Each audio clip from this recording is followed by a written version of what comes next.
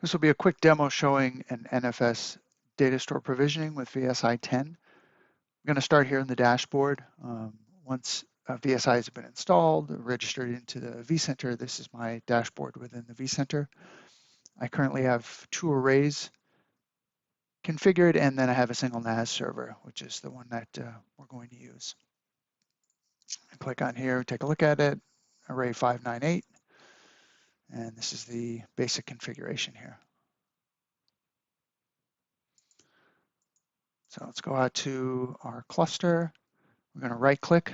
We'll come down to the Dell VSI menu, Create Data Store. We have our NFS radio button, which has always been there for the other platforms, but now it applies to the PowerMax. 2 different versions for your NFS here. 4.1 default recommended. If you have older systems which may have a reason to access this, then you'll want to use 3. Otherwise, leave it at the default. We'll give it a name.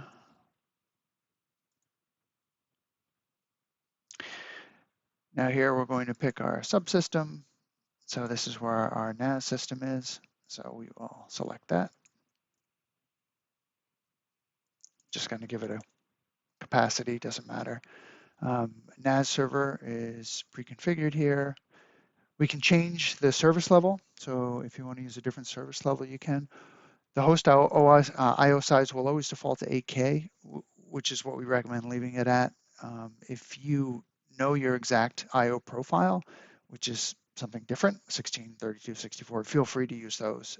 But just a standard configuration, normal use, just do 8K. Unlike a storage group, when you provision within Unisphere, data reduction here is disabled by default. Okay, so you want to enable it, you got to click on it. Same thing with the thresholds. Thresholds are alerts that are going to be sent to you. If you hit these high water marks, you get the alerts. So you can choose whether or not to enable those.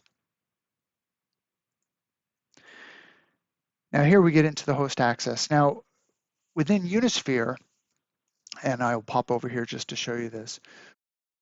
So within Unisphere, when I come into my NFS exports, my host access can be modified in a number of different ways, okay?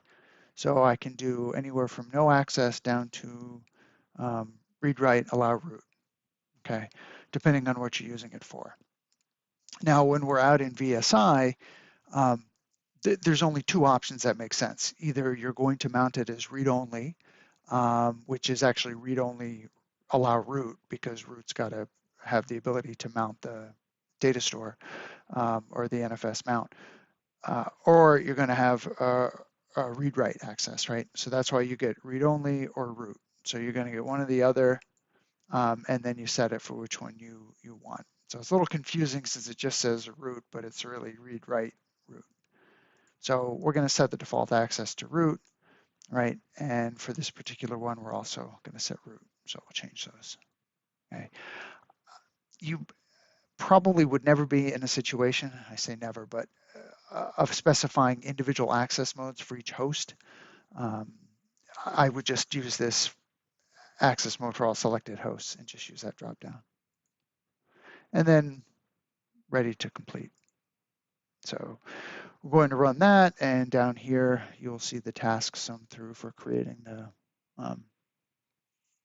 NFS file system as well as the export, and then it will mount that. So we should see it pop up somewhere here. There it is, NFS test.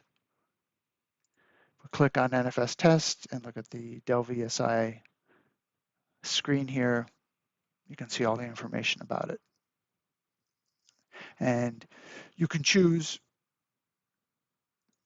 just like you can do with a storage group, you can edit the SL if you want to. You can change the thresholds, enable or disable data reduction. NFS event publishing, there's no ability to enable that ahead of time, so you have to do it here if you want to do it. And we also have capacity here if we wanted to modify that. So if I decide I made my system too small, I could pop it up to 20 gig. It will go through and modify that, and then it will reflect the change here in a second.